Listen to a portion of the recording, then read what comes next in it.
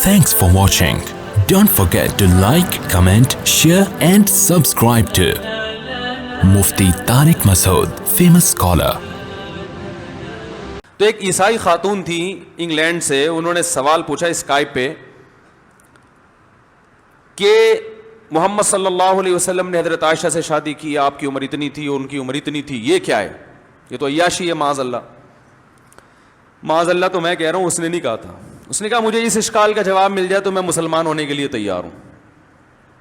میں نے ان سے کہا مجھے ایک بات بتاؤ, حضرت عیسیٰ علیہ السلام کو آپ اللہ کا نبی مانتی ہیں؟ انہوں نے کہا بالکل مانتی ہوں. میں نے کہا آپ کا خیال یہ ہے کہ حضرت عیسیٰ سے افضل اس کائنات میں کوئی بھی نہیں ہے؟ اس نے کہا بالکل.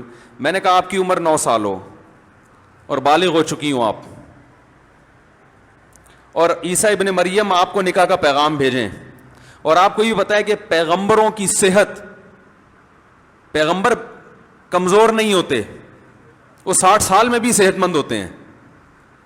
پیغمبر اپنے وقت میں سب سے خوبصورت ترین انسان ہوتے ہیں جو اس وقت میں ہر لحاظ سے اللہ نے پیغمبروں کو کامل بنایا ہوتا ہے. میں نے کہا آپ کا حضرت عیسیٰ پہ ایمان بھی ہو, جس کا ایمان نہیں ہے اس سے تو ہم بات نہیں کر رہے نا. آپ کا ایمان بھی ہو کہ یہ اللہ کے سچے پیغمبر ہیں اور ان کے ہاتھ پہ اتنے معجزے ظاہر ہوتے ہیں, یہ اپنی قوم میں سب سے خوبصورت بھی ہیں اور خوب سیرت بھی ہیں, تو آپ کے لیے اگر نکاح کا وہ پیغام بھیجتے آپ قبول کرتی؟ اس نے کہا فوراً کرتی.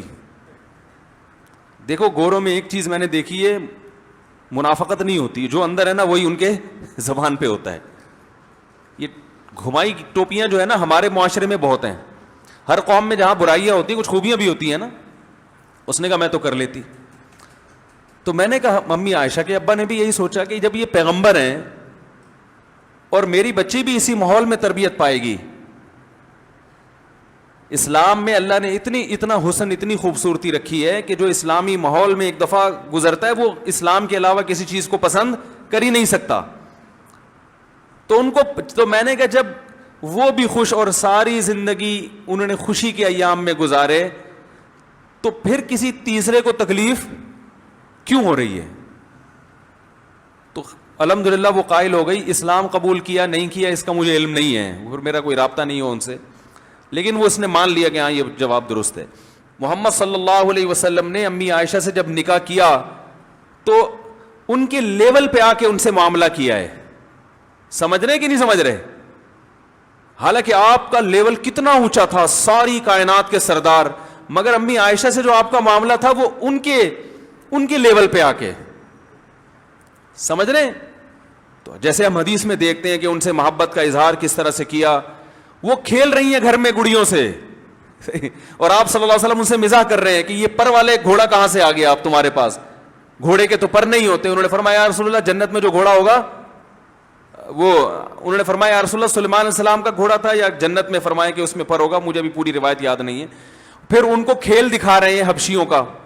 مسجد نبوی میں بہت دیر تک حبشی کھیلتے رہے ہیں, اور امی عائشہ رضی اللہ تعالی عنہا آپ صلی اللہ علیہ وسلم کے سہارے پر مسجد نبوی کی دیوار پہ وہ کھیل دیکھ رہی ہیں.